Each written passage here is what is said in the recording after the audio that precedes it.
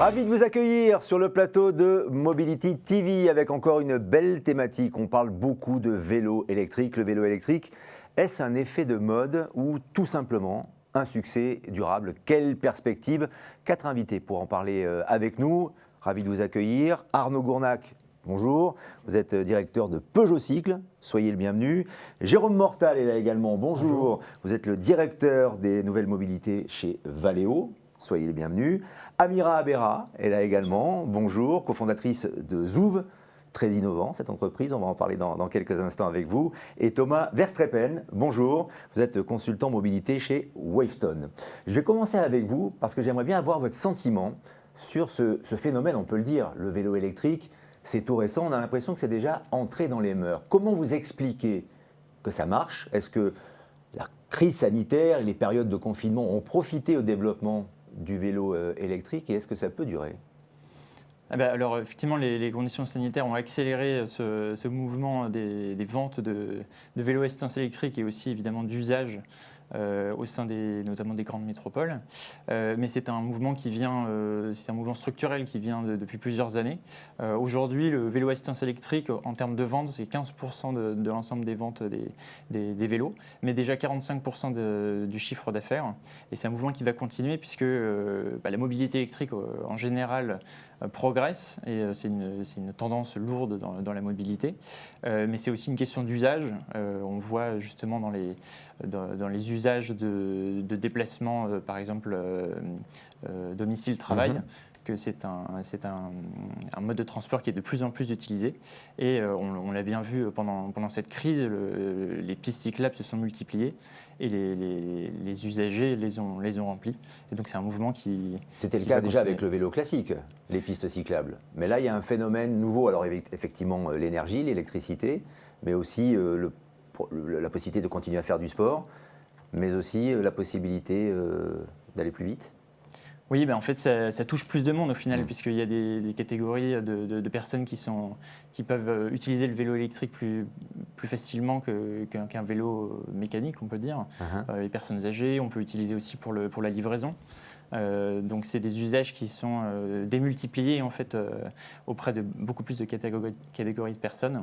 Et donc, ça a vocation à continuer. Alors, si Arnaud Gournac, le Peugeot s'intéresse au vélo électrique, ça veut dire, bon, effectivement, que c'est une filière qui est en plein développement, en plein essor. Mais pourquoi et quelle part accordez-vous au développement du vélo électrique versus le vélo classique, que vous connaissez bien, et ce depuis très longtemps? Oui, parce que ça fait quand même 135 ans que Peugeot fabrique des vélos et les commercialise. En fait, la part du vélo électrique, elle est déjà très importante chez nous. On a plus de la majorité de nos vélos qui sont assistance électrique. D'ailleurs, pour les usages, vous en avez parlé de ville, mais aussi de loisirs. Le développement du mountain bike, du VTT électrique apporte un nouveau terrain de jeu aux sportifs. Et donc, là aussi, on s'est pas mal engagé dans un développement d'une nouvelle offre. Donc, c'est aujourd'hui plus de 50%.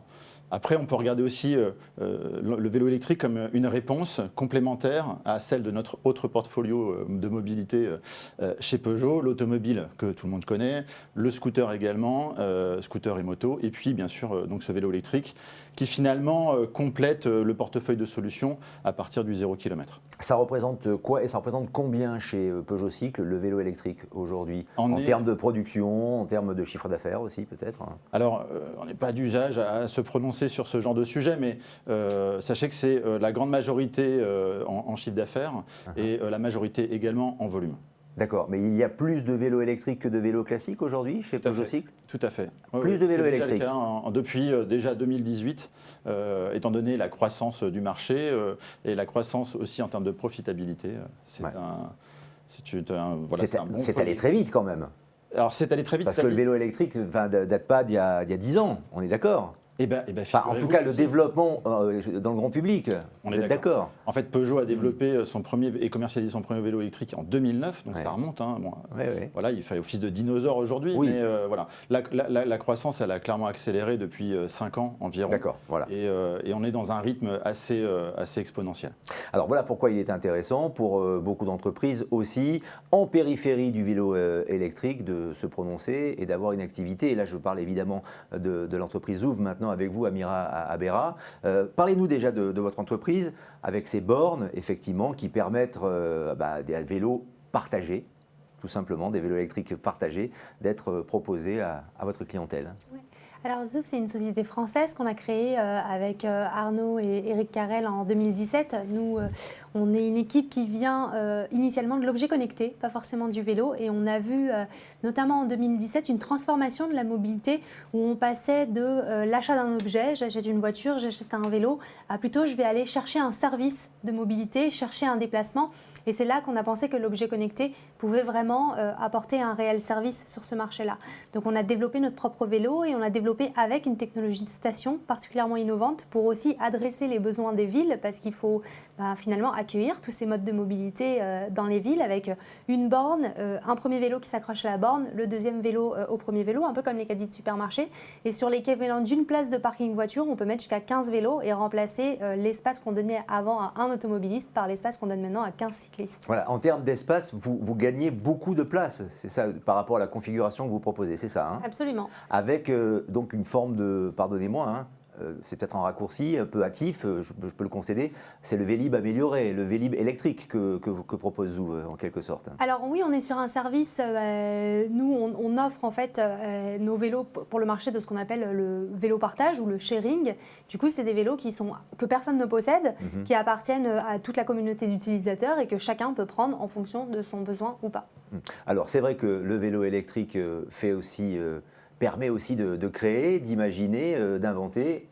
Et chez Valeo, là, Jérôme Mortal, on invente là aussi avec les moteurs, les boîtes auto également couplées sur ces vélos électriques. Je crois que c'est une belle technologie que vous proposez. Alors Valeo, pour être très très clair, nous sommes un acteur de la mobilité et donc on a d'abord mis notre savoir-faire et nos briques technologiques au service de l'automobile, du camion et des petites mobilités depuis à peu près 3 ans. Automobile 4 roues, 3 roues et 2 roues. Et puis il venait presque naturel de bouger, d'avancer vers le vélo et de proposer ces briques technologiques. Donc je pense que partant de la feuille blanche, on a eu un vrai avantage. C'est-à-dire qu'on a pu regarder le marché, on a pu regarder les questions que se posaient les fabricants de vélos et les gestionnaires de flotte et on s'est dit qu'est-ce qu'on peut apporter de différent. Et donc la différence a été effectivement d'assembler dans un système unique la boîte de vitesse, c'est-à-dire le dérailleur, qui pour certains utilisateurs de vélo, c'est une boîte noire. Je vois encore beaucoup de gens arriver au travail avec des vélos à assistance électrique transpirants, alors que normalement, ils ne devraient pas. Ouais. Ou changer des vitesses à l'arrêt, alors que normalement, ça ne fonctionne pas bien et on risque d'avoir des problèmes. Donc nous, on s'est dit, il faut qu'on traite tous ces petits problèmes du quotidien du vélo classique en apportant un système qui va comprendre et prédire finalement la demande de l'utilisateur et lui donner juste ce dont il a besoin. Donc ça, c'est la grande révolution. Et une fois qu'on a fait ça, on s'est rendu compte que dans ce système, on pouvait apporter plein d'autres choses. La fonction anti-vol, la marche arrière sur un vélo cargo. Quand vous discutez avec les gens qui déplacent des cargos qui baladent jusqu'à 200, 150 kg de charge, avoir une marche arrière le jour où ils ont fait une fausse manœuvre, c'est quelque chose de très pratique. Et pas de danger avec une marche arrière sur un vélo? Pardon? Pas de danger? Alors on est sur de la marche arrière à moins de 6 km/h. Hein. C'est ce qu'on appelle les fonctions de déplacement de vélo. C'est vraiment du basique. Mais non, c'est très utile et très pratique. La marche arrière, mais aussi recharger la batterie. Sur un cargo, on se dit, tiens, finalement, quand on est en descente, on descend la butte Montmartre, toute cette énergie, au lieu de freiner. Et puis, avoir une fonction qui rend vraiment le côté assistance et facile à utiliser, plus que ce qu'on peut trouver sur les vélos classiques. Et là, je pense qu'on est en train de marquer de notre nom le nouveau. Ce sont des vélos intelligents. Oui, en quelque sorte. En quelque sorte, ils sont intelligents. En fait, on a transposé les briques technologiques, comme je l'ai dit, de l'automobile et du poids lourd sur le vélo. Donc, c'est des choses qu'on connaît. C'est paramétré, programmé. C'est aussi, ça va être un peu adapté en fonction des clients. C'est-à-dire qu'on a des clients qui demandent d'adapter le système pour l'application VTT. Il y a des clients qui nous demandent d'adapter le système pour le cargo. Il y a des clients qui nous demandent d'adapter le système plutôt pour du bike sharing, le partage de vélos, etc., puisqu'on va avoir des fonctions connectées aussi. Et donc, on a là, au travers de ce module, finalement, le moyen d'aider cette mobilité, d'avoir une réponse à la carte. De l'inventivité, de la productivité également grâce au vélo électrique. Pourquoi le vélo électrique met au rencard aujourd'hui peut-être les simples 2 roues? Grâce à l'environnement, Thomas Verstappen, grâce à l'écologie, ça fait la différence? Oui, il y a deux grandes tendances. Ça pollue moins, on est d'accord. Oui, en plus, c'est des véhicules qui sont plus légers que des voitures. Donc, par défaut, les moteurs ont besoin d'être moins puissants, les batteries ont besoin d'être moins grosses. Ce qu'on voit justement, c'est que le vélo, c'est un objet technologique à la fois parce que c'est plus qu'un vélo, c'est un vélo avec un moteur, une batterie et un écran de contrôle. Mais au-delà de ça, pour faire avancer le vélo, il y a aussi toute la question de ce qu'on va faire des données. Et c'est ce qui va permettre de pouvoir exploiter aussi les services qui existent déjà aujourd'hui avec Zoom, on l'a vu. Et donc, ça permet d'avoir beaucoup plus d'usages que par le passé. Et on voit aussi apparaître au-delà des vélos, c'est des véhicules un peu hybrides entre vélo et voiture qui se multiplient dans les propositions que font les grands acteurs. Et donc il y a un enjeu aussi de synergie entre les différents modes et des enjeux d'échelle dans les composants de ces véhicules. Est-il possible un jour que tout le monde ait un vélo électrique, demain, après-demain?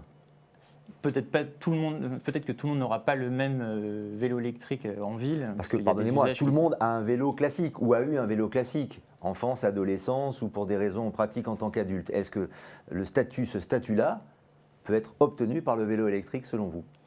Comme vous le dites, en fait, aujourd'hui, tout le monde a un vélo, mais c'est pas nécessairement parce qu'on aura un vélo électrique qu'on n'utilisera pas d'autres mobilités.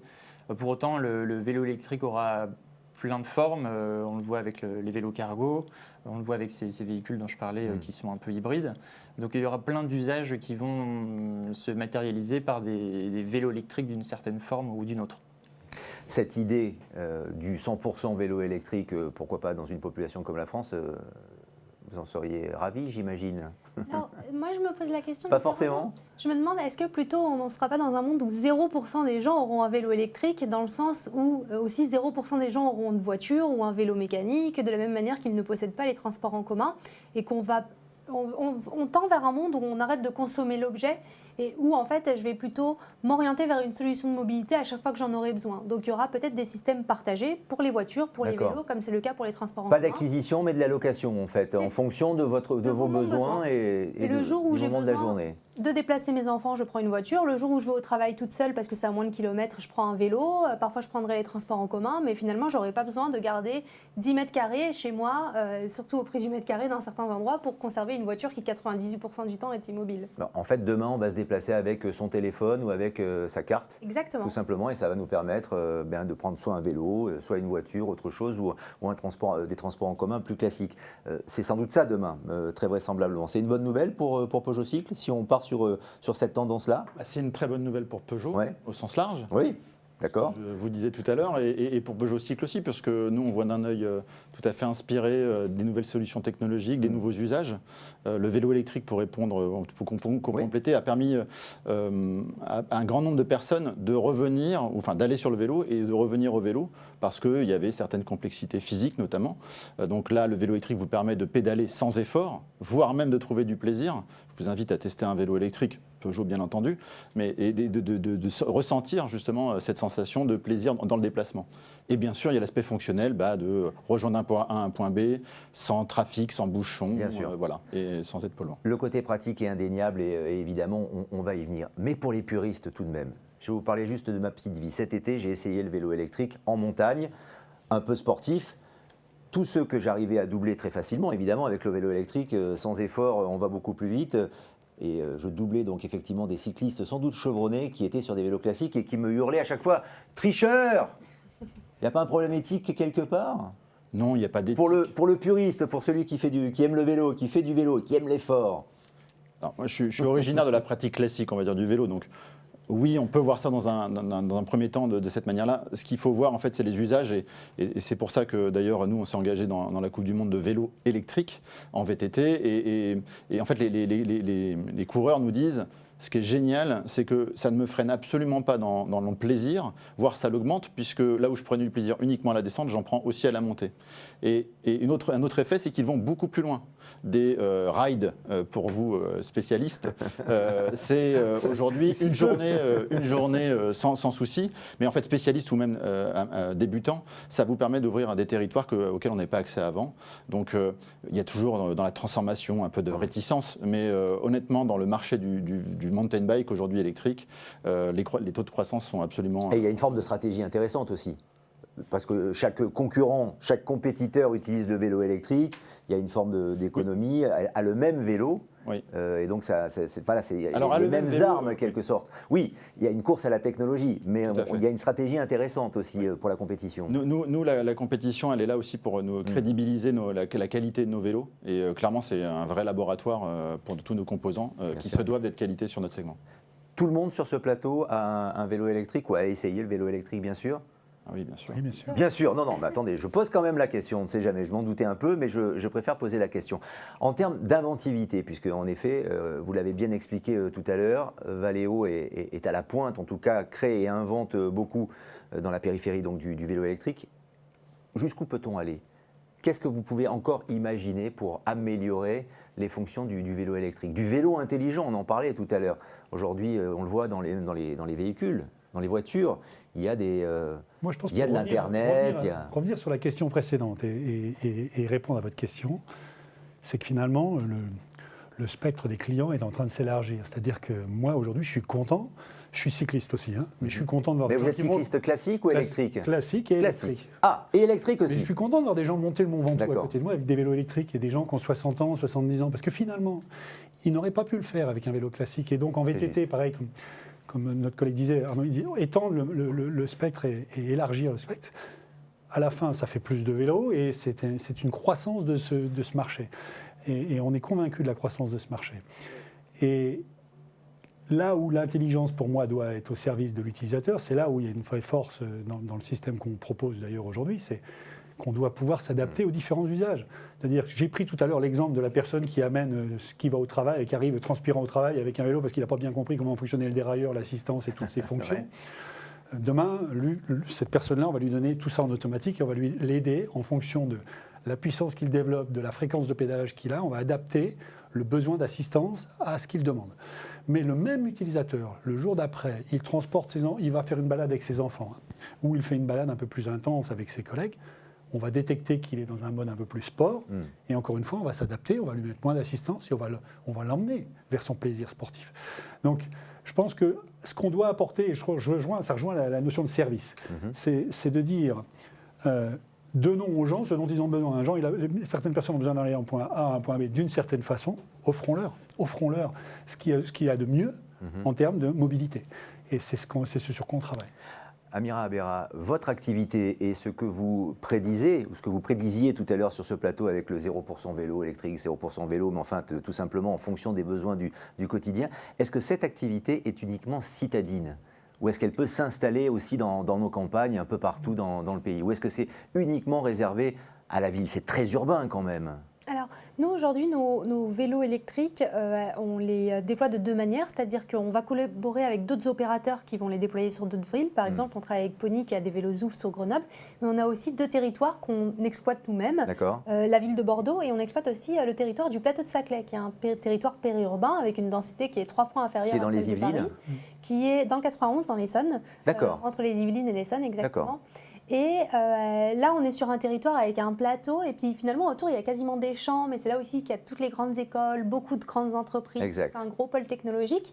Et on s'aperçoit que sur ces territoires où il y a un seul mode de transport lourd qui est le RER B, on a aussi énormément d'usages. C'est juste que l'usage est différent. Là où Bordeaux, c'est du déplacement centre-ville, centre-ville, sur le plateau de Saclay, on va avoir un trajet sur deux qui commence ou se termine à une gare du RER B. Ça veut dire qu'on va vraiment répondre à un besoin de multimodalité des usagers qui, une fois qu'ils sortent du RER, ils n'ont plus trop d'options. Et là, vont pouvoir utiliser le vélo, soit pour se rendre chez eux, soit pour se rendre sur leur lieu de travail. Vous êtes présente dans quelle ville ? Zouf est présent dans combien de villes et dans lesquelles ? Alors, on est présent à Bordeaux, et puis on est présent sur 13 villes à peu près sur le plateau de Saclay. D'accord. Et après, on est présent avec des communes sur le plateau de Saclay, effectivement. D'accord. Et Bordeaux. Et vous parliez de Grenoble tout à l'heure aussi ? en indirect, on collabore avec la société Pony D'accord. qui exploite nos vélos là-bas. Très bien. Pour clore cette émission, Thomas Verstappen, où le vélo électrique va-t-il s'arrêter? Va-t-il s'arrêter un jour? Peut-on arrêter le vélo électrique? Parce que j'ai l'impression que c'est une véritable déferlante. Vraiment que ça entre dans les mœurs, dans notre société. Mais c'est vrai, il est tellement évident, il est tellement pratique. C'est tellement du bon sens. Effectivement, le vélo à assistance électrique a un bel avenir devant lui. Les ventes continuent d'augmenter. On s'attend à peu près 1 million de vélos à assistance électrique vendus dans les 3 à 4 ans à venir.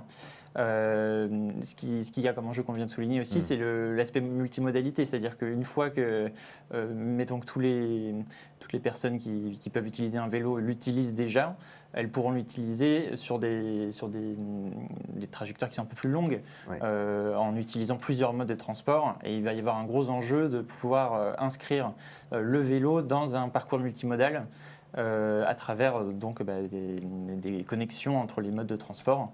Et ça, pour le coup, il faut des services qui offrent ces différents modes de transport. Voilà. Et ce qui est très bien aussi, c'est que les institutions, conseils généraux, conseils départementaux proposent aussi des aides pour acquérir un vélo électrique. Ça, c'est très pratique. Mais vraiment, pour conclure l'émission, le prix moyen d'un vélo électrique? Alors, il augmente chaque année. Parce que c'est cher quand même. Hein. Alors, c'est cher, c'est lié à deux choses. L'augmentation du prix, c'est lié à la recherche de qualité désormais. L'usage s'installant, les gens recherchent des composants fiables et donc s'orientent vers des vélos un peu plus onéreux, des motorisations centrales, enfin ce genre de choses. Là, aujourd'hui, on est autour des 1 800 € et il est fort à parier que cette année, en plus exceptionnelle à tout point de vue, va faire encore augmenter le prix moyen du vélo électrique.